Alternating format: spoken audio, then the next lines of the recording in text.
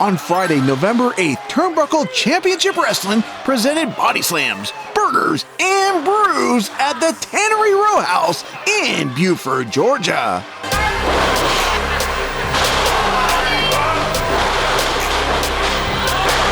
The opening match was a six-man tag team match that featured Trevor Blackwell, Samuel Pindragon, and the Hustler Resse versus CJ Montana, Dennis Glass, and Nikki 8.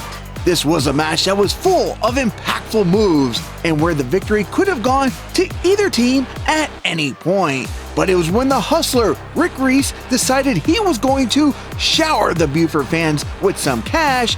That's when Nikki 8 swooped in and got the pinfall to lead his team to victory.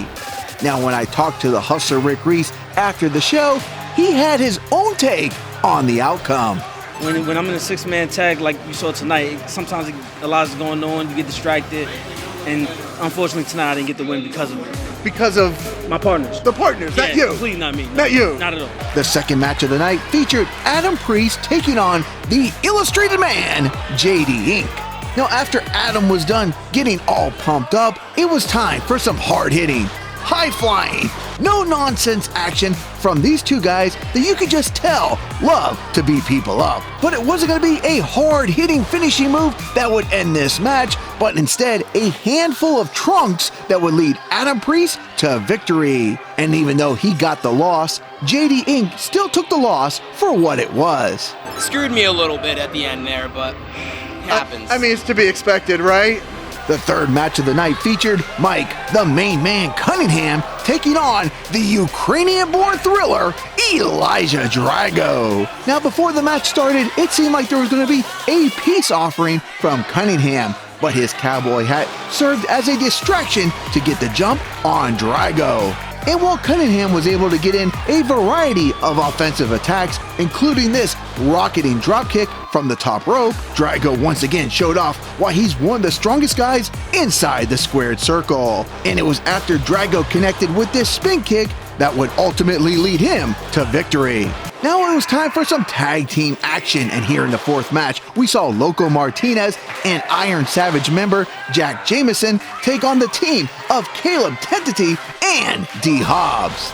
On this night, Hobbs and Teninty were ready to make a big splash in the tag team division at Turnbuckle Championship Wrestling. But if you thought Jameson and Martinez were going to play fairly, well, you be the one that is Loco. Now, while the ref was able to have some type of control throughout most of this match, it looked like at one point that Hobbs and Teninty could take home the victory. However, the prowess of Martinez and the savageness of Jameson was all they needed to get the big W. Now, match 5 saw the fans in the front row get an up-close and personal look at the battle between Michael Solar and CB SuavE. And while Solar showed off his power throughout the bout, the gas tank that fueled CB SuavE proved to have more energy throughout the match and lead him to victory. Now, next up, Sid Ellington came out with an update on his injury. That means in retrospective, I won't be able to wrestle for about 3.5 months from now. However, Kieran quickly interrupted, and he wasn't here to wish Sid a speedy recovery.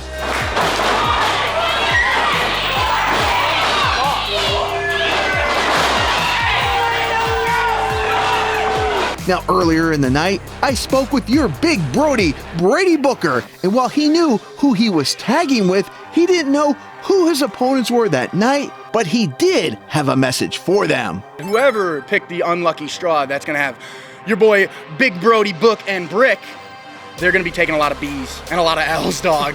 Now, their opponents were Dylan Lesson and KJ Empala, the tag team known as The Route. And while Dylan believed he could match the strength of Aldridge, he quickly learned it was going to take a lot to blow this brick house down. And while the Route might not have had the size advantage, they did have a numbers advantage as they were streaming to 5,000 viewers during this match, and they were able to use this opportunity to turn the tide in the match. But even though Lesson and Empala were able to get some new content for their viewers, it was Brady Booker and Brick Aldridge who were just a little too much to handle for the Route on this day. Now it was time for some ladies action. This is AEW and Ring of Honor